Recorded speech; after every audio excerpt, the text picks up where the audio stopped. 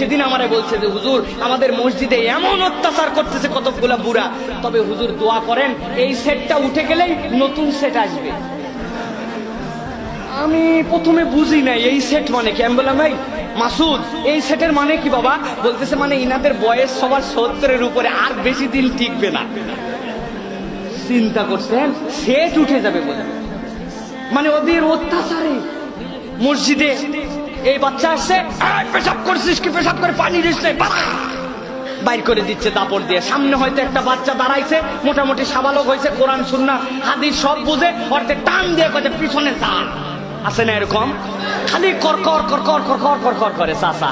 আমি বলি চাচা আপনারা যে ভাব নিচ্ছেন আর আমাদেরকে কথায় কথায় যে বেয়াদ্দপ বেয়াদ্দপ বলতেছেন, আমি জান্নাতে গেলে বলবো আল্লাহ এই চাচাদের ছোটবেলার ভিডিওগুলো চালু করো।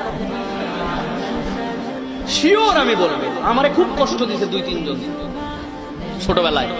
আগে যাইতাম সবার আগে মসজিদে, সামনের কাতারের ফজিলত বুঝতাম, তখন আমরা সব বুঝি, সূরা কেরাত সব জানি। আমারে টান দিয়ে পিছনে পাঠাইছে, আমার মনের মধ্যে রাগ আছে না?